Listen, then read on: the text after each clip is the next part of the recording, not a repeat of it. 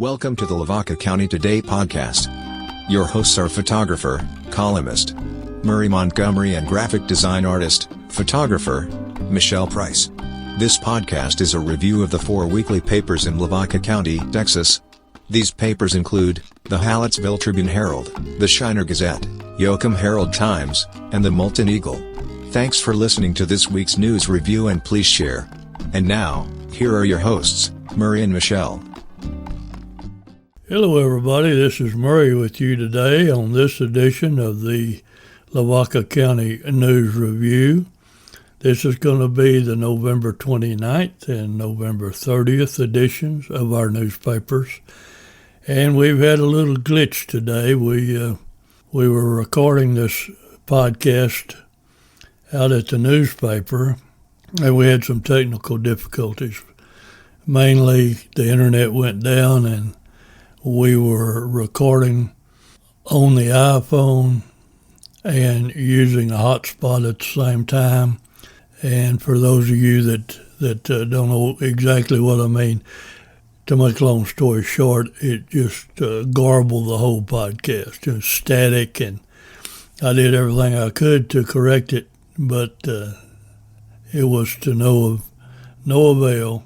And so here we are. And so I'm going to do it again. I'm going to do it by myself. It's going to be short and sweet. And I'll have to apologize to Michelle because she's not here and she's not going to be able to get involved. And I hate that. But things happen and we'll know better next time. That's for dang sure. I'm going to start off with the Hallettsville Tribune-Herald. The big story there was the Deputy Santa collections are in full swing. That was written by Clayton Kelly. Basically, it's just a story about everything surrounding this. And they had the royalty court there. And Michelle's daughter is in this picture as well. Jimmy Apple has a story about the city council updating the water, sewer, and electrical rates. And so you can read that. That's all on the front page. Bobby Horiska has a story about the drug cartels not getting along with the people that are distributing fentanyl, which is a surprise to me because I thought they were all working together hand in hand to poison Americans. Also, there's a story about the band director, Mr. Heck, and he was in New York City for the Thanksgiving Day Parade, and congratulations to him.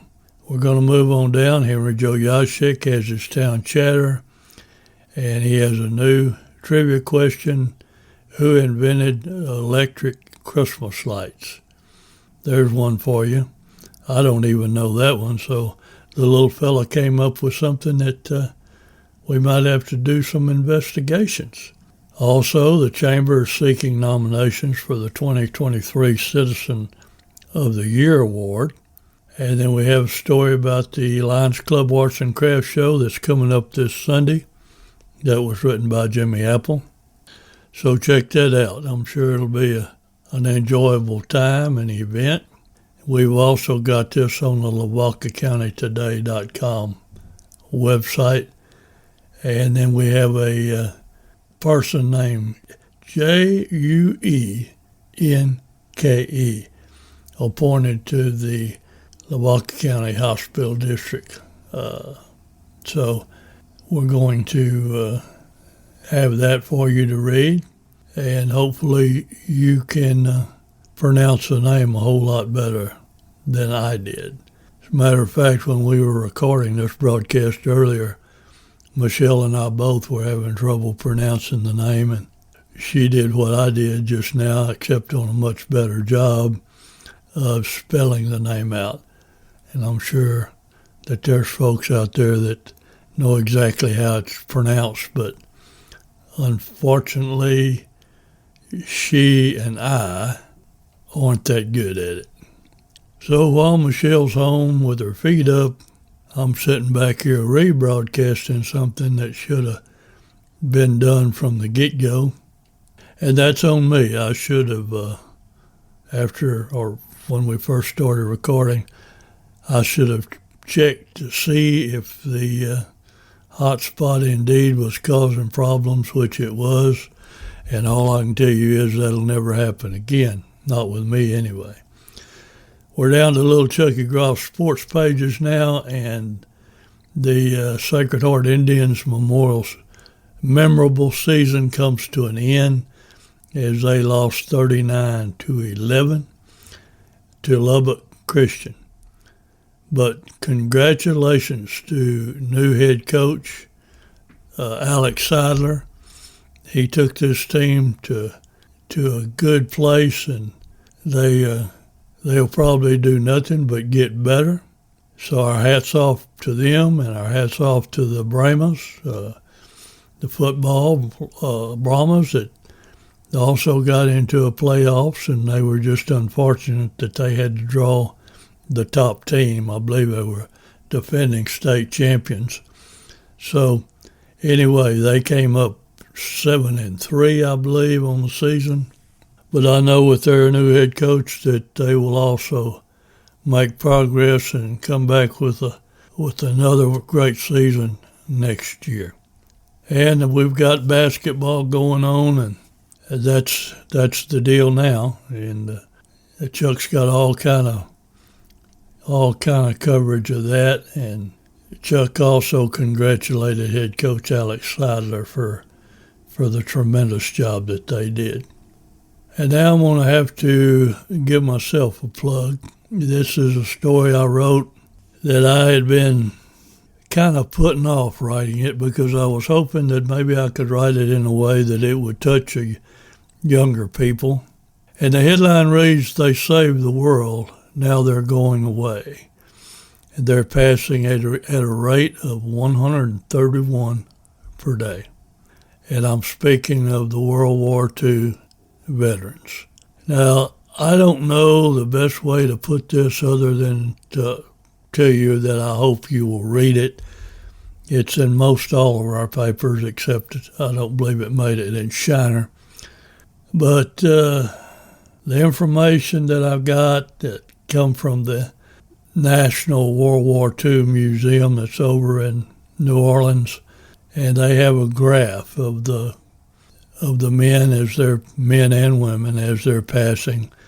We started off with a 16 million man army, and now we're down to 119,000, and they're passing on at a rate of 131 per day. So it's not going to be too many years before all of them are gone. My dad, he went in 2008. I had 5 uncles that were in World War II, and they're all gone now. So I'm just asking you that if you know anybody, if there's anybody in your family that are World War II vets that are still with us, please take the time to interview them and write down their story. Because these people literally saved the world. And when you read the history of World War II, you will see how many countries they liberated from fascism and Japanese control, and Hitler and his extermination of the Jews. My dad was at one of those camps where they were killing Jews, and he said most all of the men that looked at it came out to the trucks and they were throwing up. I'm not going to get political with this, but something simpler is going on right now. And we have the classified pages. If you need something, you need to buy something, or you need to sell something, or you need to hire somebody, or you need a job, check out the classifieds. We have them in all our papers. And also in the Tribune, we have a story about mistletoe, and the headline reads, "Is a Christmas plant friend or foe?" So, mistletoe is a parasite and is harmful to trees, but it comes in mighty handy when you want to hang it over somebody's head and give them a big old smack on the lips. Anyway, that story's in there if you want to read it. And that's going to wrap it up for the Tribune Herald, and we're going to move on over now to the Shiner Gazette, which is my co-host Michelle's favorite paper. And they have all kind of things going on for Christmas. They've got the Christmas in the Park coming up this Sunday. And Clayton has a story here about the Deputy Santa. Is same thing we covered there, or he covered in Hallisville. And that's in full swing. And the Festival of Lights Parade, got some coverage on that. Classified pages. Got the annual Community Christmas Dinner coming up on December 10th at the Methodist Church. And all kind of Christmas parties listed. The new column that's running in all our papers, it's called Ask Julie. You need to check that out. Julie tells us some things that we may not know. And then Shiner Beer is announcing an entry into its new non-alcoholic category with the Road Zero line. So you folks that don't drink alcohol but you still like the taste of beer, you might want to check that out. And we appreciate all our sponsors, and Shiner Gazette has a list of the Shiner Junior Livestock Show buyers, and there's quite a few people there that bought animals and supported the show, and then we have pictures of the winners, so check that out. And then we get to Mark Lube and his Shiner Sports, and he's got a headline here: Lady Cards defeat Schulenburg in the opener, 42-31. But like we said in Hallisville, it's all about basketball now, girls and boys. And we want to remind you that the Letters to Santa deadline, I'm rephrasing this, friends, because I'm reading this ad. The deadline was today at 3 p.m. Now, when Michelle and I recorded this earlier, you still had time to get it in. But anyway, this Letters to Santa special will be on the newsstands Wednesday, December the 13th. And we want to thank Patek's Grocery, one of our great advertisers that runs their ad every week in Shiner, and we certainly appreciate it. Also, Shiner's got classifieds just like the rest of the papers, and we also want to thank the Gonzales Healthcare Systems for their big ad that's running in most all of our papers, if not all of them. So we're going to swing away now from Shiner, and we're going to go over to the Yoakum Herald Times. The Yoakum Herald Times has got my article about the World War II vets on the front page. And I want to thank Allison and for putting that together and putting it up there. It was really visible. And want to thank Nadine for all her work over there and all the people that helped put out the paper. And Clayton Kelly's got more in here about the Deputy Santa collections and so forth. Some of this is repetitive because it does run in all the papers. The Herald Times Sports has got full color on their first page here, and Mark Lube writes about the Spikers winning all district and academic all-state honors. It's got some great photographs there.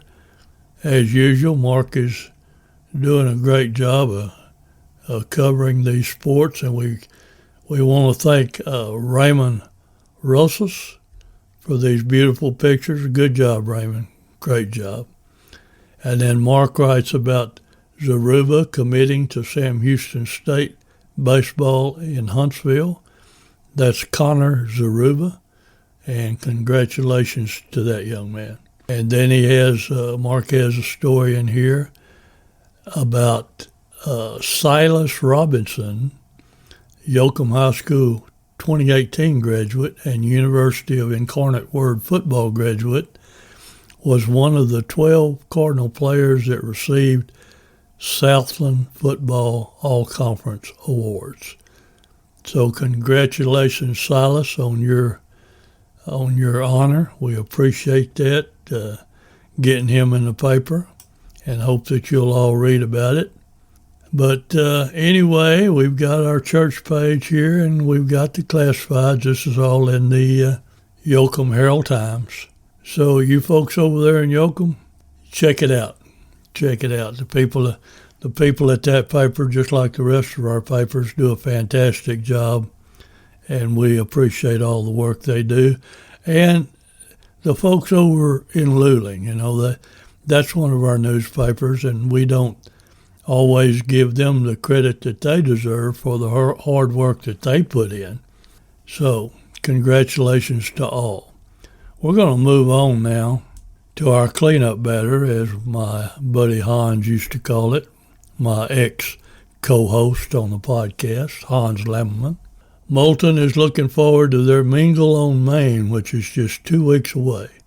And we also have pictures of the Moulton Chamber royalty that was taken by Clayton Kelly, and this was in the Festival of Lights parade. So thanks, Clayton, for sharing that with the Moulton Eagle. And my column is also in Moulton, and I hope you folks over there will give it a read. We're going to scroll on down here. We've got quite a bit of sports from Mark Lube about the kittens and the cats over in Moulton. And he's got one here where the kittens split 4 games for 3rd place in the Port Aransas tournament. And she's got the scores and the people that they played. And as Mark always does, he's got it all covered pretty good. We've got pictures of the Lavaca County Ag Day and the students in the 5th grade and the 4th grade. The 5th grade students had a health party, and the 4th grade students enjoyed Lavaca County Ag Day.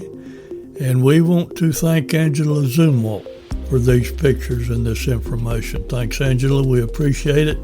That's pretty much it, friends, for the Moulton Eagle. Got the classifieds here, and we've got the big ad from Gonzalez Healthcare Systems. And as I said before, we certainly appreciate these folks. We appreciate all our advertisers, because after all, they're the ones that keep our papers going and pay our salaries. And we just love getting paid. Anyway, folks, I'm going to cut it short because this is the second time around. Hopefully this one will be successful. And once again, my apologies to Michelle that she wasn't able to get in on this one. And like I said before, that particular problem won't ever happen again. But with that being said, I want to say goodbye on behalf of myself and Michelle. Thanks, folks, for listening. We hope you'll share it, and we hope that you'll be back again with us next week. But for now, I'll just be saying goodbye and hook 'em horns. We hope you enjoyed this edition of the Lavaca County, Texas News Review. Our hosts and guests will provide you with all the area news and sports in Lavaca County. Thanks so much for joining us, and we hope you will be back for the next podcast. And in the meanwhile, we are going to rock and roll on out of here. Goodbye, everybody.